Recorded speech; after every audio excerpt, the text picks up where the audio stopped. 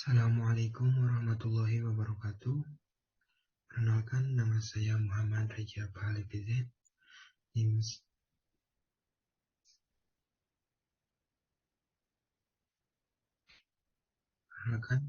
Assalamualaikum warahmatullahi wabarakatuh.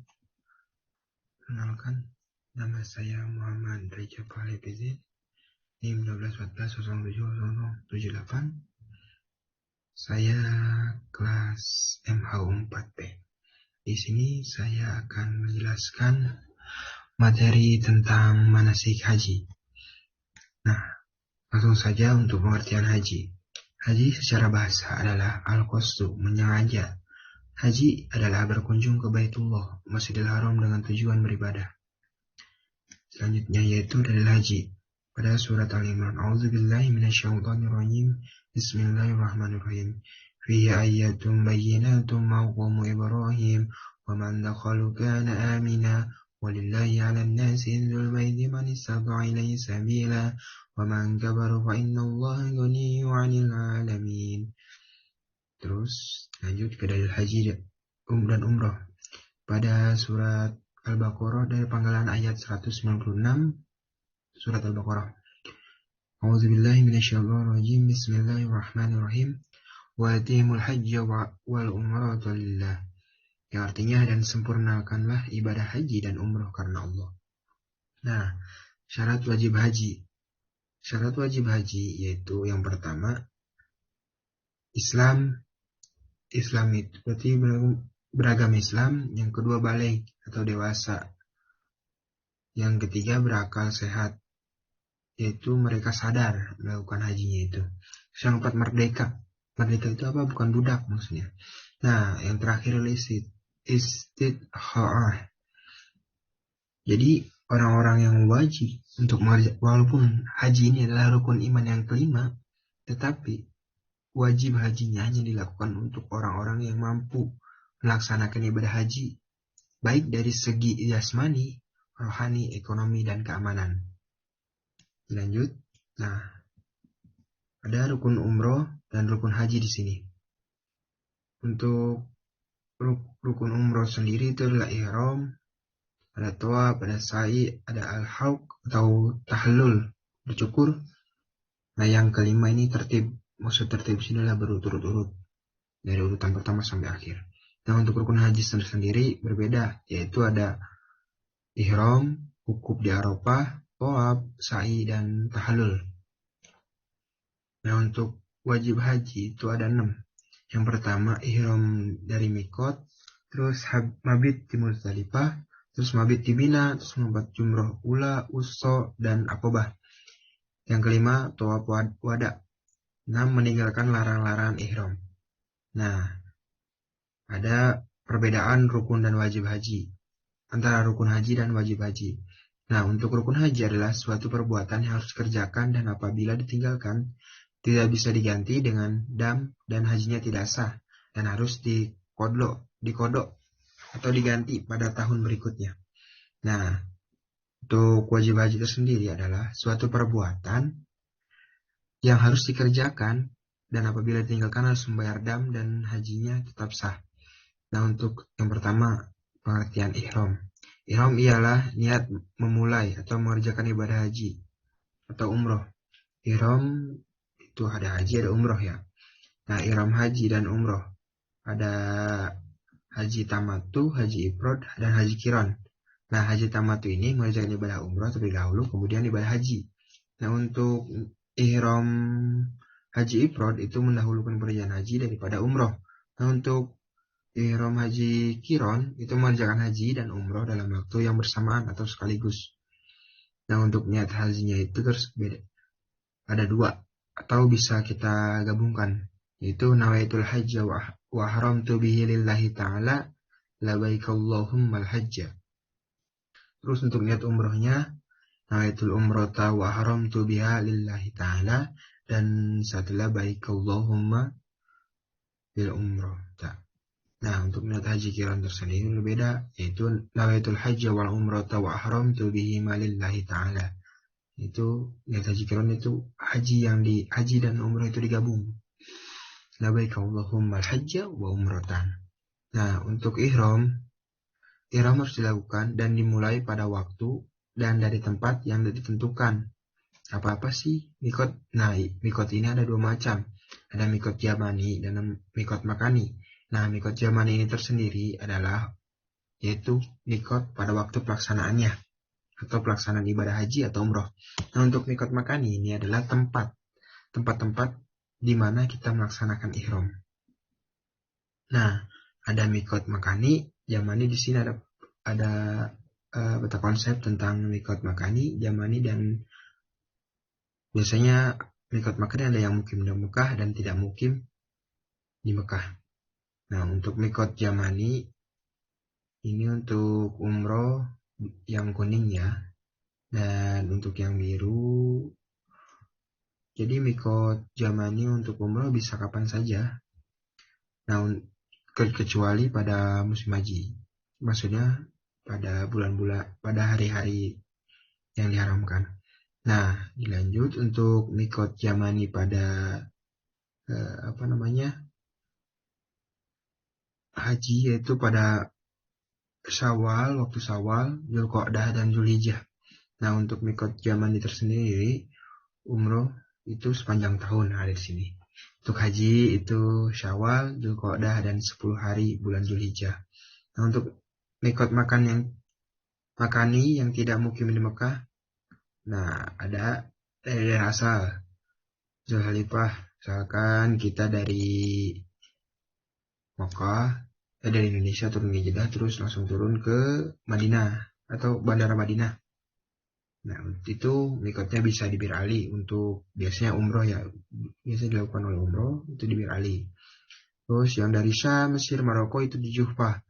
Terus biasanya orang jamaah haji Indonesia itu mengambil mikot itu di Yalamlam, yaitu mikotnya orang Yaman, jadi searah sama Indonesia itu penerbangannya.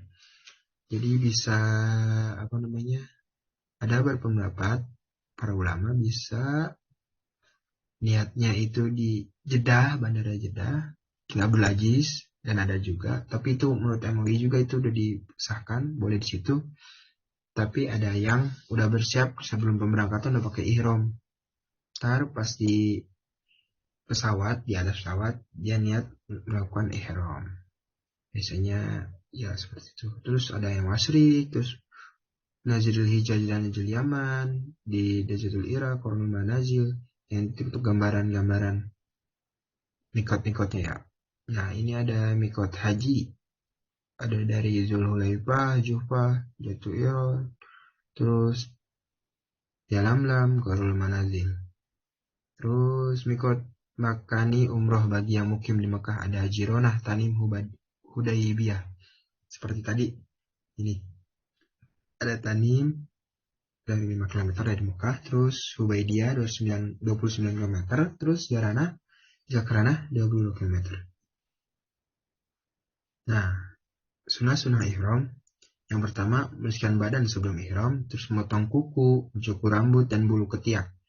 Jadi, mandi untuk ihram dengan niat, memakai wangi-wangian sebelum niat ihram, memakai pakaian dan selendang putih bagi laki-laki. Maksud selendang ini terus melakukan sholat sunat ihram 2 rakaat, terus memperbanyak bacaan talbiyah selama melaksanakan ihram. Nah, jadi ketika sebelum melakukan ihram, sebaiknya kita mandi dulu, bersih badan lah intinya, biar nggak bau. Terus memotong bulu-bulu yang seperti kumis, jenggot, ketiak, bulu kemaluan, bulu kaki, bulu tangan. Supaya apa? Supaya ketika kita melaksanakan ihram, itu tidak jatuh si rambut-rambutnya, karena sehelai rambut itu bisa dihitung atau bisa dikenai dam ketika kita berhaji atau sudah mendapatkan niat haji atau umroh. Nah, untuk bacaan talbiyah tersendiri itu ini bisa dibaca untuk teman-teman yang sudah hafal. Alhamdulillah. Untuk teman-teman yang belum hafalkan, yang udah apa lancarkan, dan dengan lancar alhamdulillah. Labbaik itu labbaik Allahumma labbaik labbaik la syarika lak labbaik innal hamda wa ni'mata lak wal mulka la syarika lak. Itu untuk talbiyah ya, bacaan talbiyah. Nah, untuk sekarang larangan selama ihram. Nah, ketika larangan selama ihram, memakai minyak wangi pengharum. Nah, tadi kan disunahkan sebelum ihram kita memakai minyak wangi. Jadi, ketika kita sudah melakukan ihram, maka minyak wangi itu dilarang. Kita dilarang untuk memakai minyak wangi. Memakai pakaian yang berjahit bagi laki-laki. Nah, untuk ihram itu kan pakai selai 2 kain untuk laki-laki. Terus menutup wajah dan kedua telapak tangan bagi perempuan. Nah, ini opsional ya. Ada yang berpendapat menutup wajah ataupun tidak juga boleh. Kalau kedua telapak tangan, kecuali kedua telapak tangan bagi perempuan. Atau ada yang berpendapat menutup telapak tangan. Terus menutup kepala bagi laki-laki. Oh, mohon maaf. Jadi tidak boleh menutup wajah dan kedua telapak tangan bagi perempuan. Jadi nggak boleh ya. Terus menutup kepala bagi laki-laki. Jadi nggak boleh pakai ini seperti saya pakai peci. Ya, peci ataupun topi bisa aja, atau topi yang seperti buat halangin panas itu tidak boleh. Terus memakai minyak rambut, mencukur, memotong rambut atau kuku. Jadi sebelum berhaji kita sebelum ihram kita disunahkan untuk memotong kuku, terus membersihkan bulu ketiak ataupun bulu-bulu lain. Jadi tuh lanjut larangan ke-8 yaitu mencabut atau memotong rumput atau pepohonan di tanah haram. Jadi ketika kita sedang berihram, kita tidak boleh merusak alam. Nah, yang 9 melakukan akad nikah. Nah, tidak boleh kita melakukan akad nikah ketika sudah berihram. Nikah atau meminang atau wanita untuk dinikahi. Nah, untuk yang 10 melakukan hubungan suami istri dan pengantarannya. Nah, maksud pengantaran di sini adalah seperti berciuman dengan istri, seperti itu. Berpelukan boleh kayaknya. Tapi jangan sampai menimbulkan syahwat yang lebih tinggi. Sampai menimbulkan ingin berhubungan suami istri. Nah, dilanjut ke wukuf di Arafah. Wukuf tersebut artinya berdiam sebentar di Arafah setelah matahari tergelincir pada tanggal 9 Zulhijjah hingga matahari terbenam. Wukuf di Arafah adalah rukun haji yang paling utama, sehingga Rasulullah pernah bersabda, haji adalah wukuf di Arafah. Sampai begitu bahwasanya kalau kita tidak wukuf ketika haji, maka haji kita batal. Jadi wukuf ini adalah inti dari hajinya. Dilanjut ke Arafah. Nah, ini tempat dan tenda perkemahan wukuf pada tanggal 9 Zulhijjah. Ini gambarannya lah seperti ini itu. Untuk wukufnya. Nah, selanjutnya tawaf. Tawaf apa sih? Tawaf itu adalah mengelilingi Ka'bah sebanyak 7 kali dimulai dari dan diakhiri sejajar dengan Hajar Aswad. Jadi kita itu tawaf mengelilingi Ka'bah itu dimulai pada kelempangan Hajar Aswad dan diakhiri Hajar Aswad juga 7 kali putaran. Nah, ini untuk Masjidil Haramnya. Ini Ka'bah. Biasanya kita memutari Ka'bah itu disebut dengan tawaf. Ya, ada yang lantai 1, lantai 2, lantai 3 di sini tuh ya tuh. Dilanjut ke syarat-syarat tawaf. Syarat tawaf ini ada 8. Ada 8. Sorry, ini salah tulisan. Jadi yang pertama harus niat tawaf dan tidak ada tujuan lain selain tawaf. Jadi ketika kita tawaf hanya niatkan hanya untuk tawaf gitu, karena Allah Ta'ala. Terus yang kedua suci dari hadas dan najis.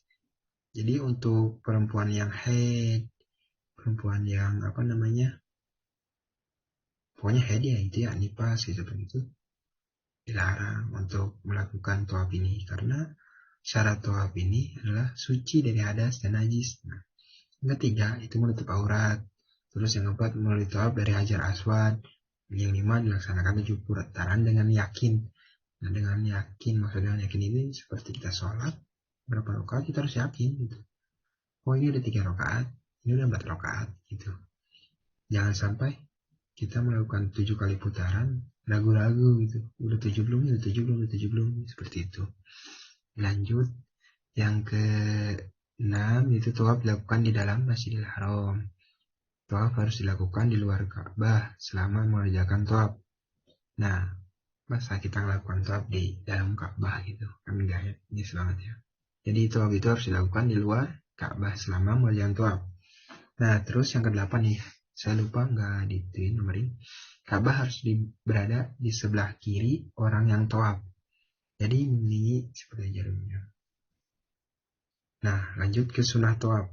Ada 9. Yang pertama, disunahkan untuk berjalan kaki. Nah, sekarang kan kalau kita tidak kuat bisa pakai kursi roda, itu hanya opsional. Kalau kita masih kuat, sebaiknya kita berjalan kaki karena melakukan sunnah. Dan makna tawaf juga kan berjalan kaki gitu. Sekarang kan ada skuter seperti itu kan, ada di di lantai berapa atau kurang tahu saya. Pokoknya ada seperti itu. Terus mengusap dan mencium hajar aswad ya. Kalau memungkinkan ketika tawaf kita mencium atau mengusap hajar aswad. Kalau kejauhan atau tidak bisa terlalu padat, jangan terlalu memaksakan. Kita hanya mengisyaratkan saja seperti ini gitu.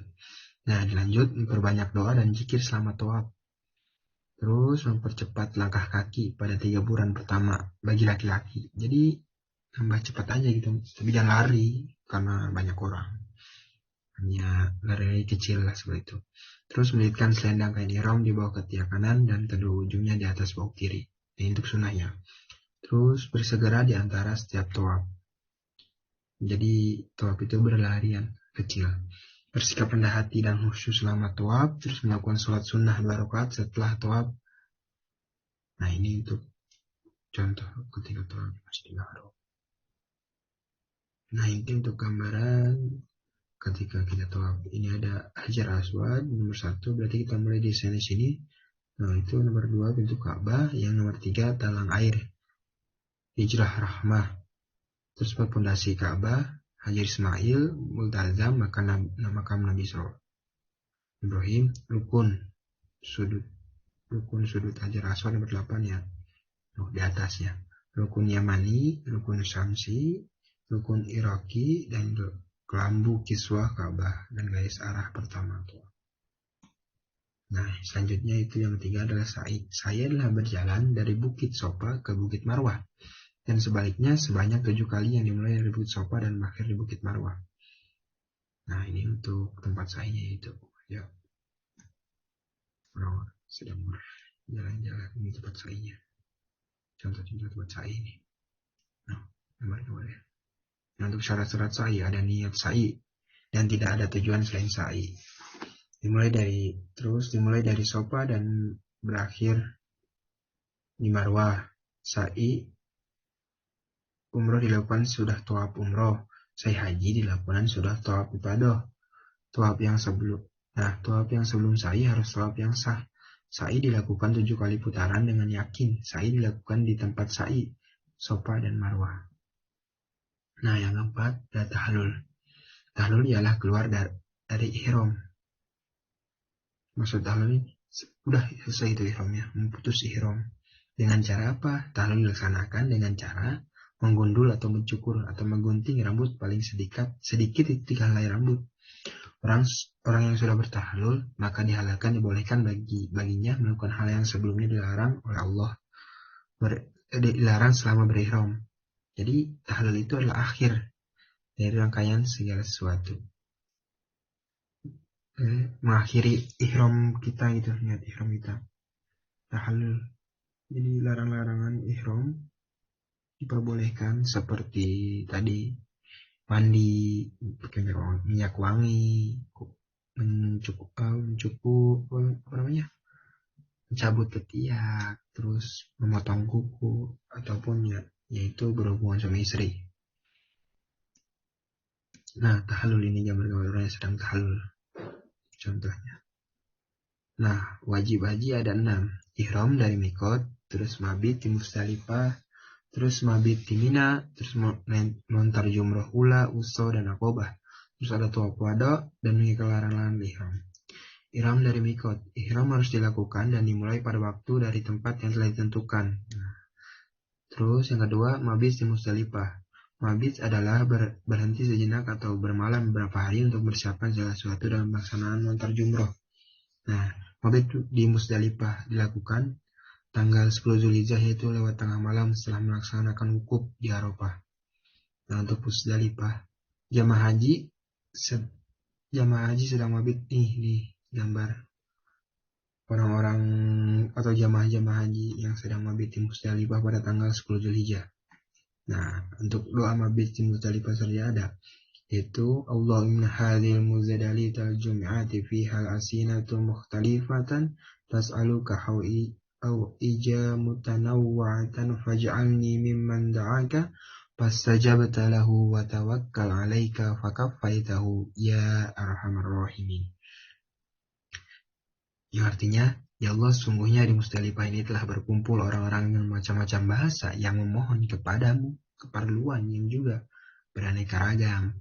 Maka masukkanlah aku ke dalam golongan yang memohon kepadamu, lalu engkau penuhi permintaan itu yang terserah diri kepadamu. Lalu engkau lindungi wahai Tuhan yang Maha Pengasih dari segala pengasih. Jadi inti dari doa mabit di Musdalifah ini adalah meminta kepada Allah Subhanahu wa taala. Banyaknya ras-ras perbedaan-perbedaan dari negara, dari suku, dari warna kulit, bahasa, mereka sama-sama meminta kepada Allah walaupun permintaannya itu berbeda-beda. Begitu ya. Lanjut ke mabit di Mina. Mabit di Mina dilakukan dalam 2 hari. Ada tanggal 11 dan 12 Zulhijjah bagi yang akan mengambil nafar awal. Dan 3 hari yaitu tanggal 11, 12, 13 Zulhijjah bagi yang akan mengambil nafar sani. Nah, ini contoh tenda di Mina. Terus ini doa masukin ya. Allahumma hadhihi mina famnun alayya bima mananta bihi ala awliyaika au ahlihi ta'atika. Ya Allah, ini adalah Mina, maka karunialah aku apa yang engkau telah karuniakan kepada kasih-kasihmu dan orang yang taat kepadamu. Jadi kita memohon kepada Allah, karuniakanlah apa yang engkau telah karuniakan kepada kekasih-kasihmu seperti Nabi, seperti itu. Dan orang yang taat kepada Allah. Semoga kita termasuk orang-orang yang taat kepada Allah. Dan yang keempat adalah melontar jumroh. Melontar jumroh adalah melontar dengan batu kerikil yang mengenai tempat jamarat pada hari nahar. Nah, hari nahar, hari yang itu pada tanggal 10 Zulhijjah. Cukup melontar jumroh akobah saja, kemudian bertahlul awal.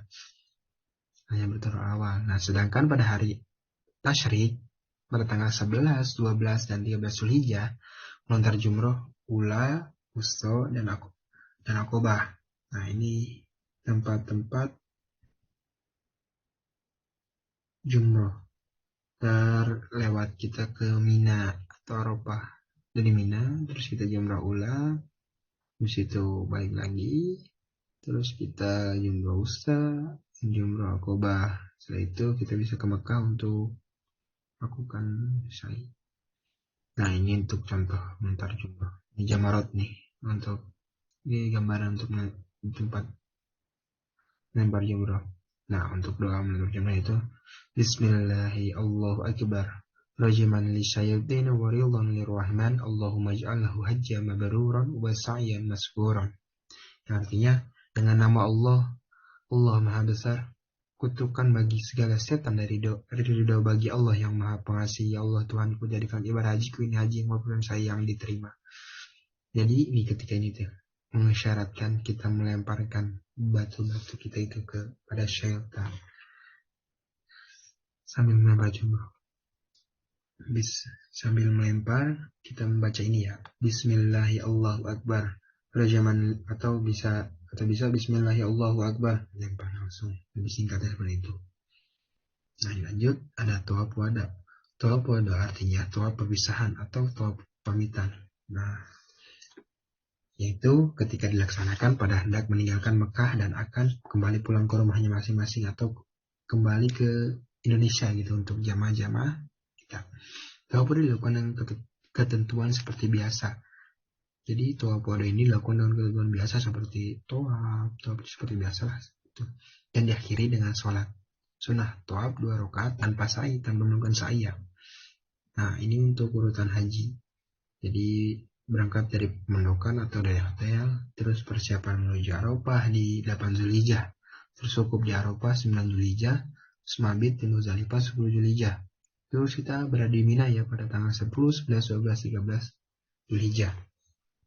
Nah, tanggal 10-nya kita melakukan Jumroh Aqobah pada 10 Zulhijjah, terus Tahlul Awal 10 Zulhijjah. Nah, dilanjut ke Mina lagi, kita lakukan terus lontar jumroh aula usul Aqobah tanggal 11, 12, 13 Zulhijjah. Habis itu melakukan tawaf ibadah. Nah, tawaf ibadah ini tidak dibatasi waktunya. Habis itu saya haji, terus tahlul sani, tahlul terakhir atau tahlul kedua. Mungkin sekian dari saya, kurang lebihnya atau bila maaf sering bila gimana ya, mohon maaf bila banyak ada kesalahan dan kekurangan, mohon dimaafkan. Wassalamualaikum warahmatullahi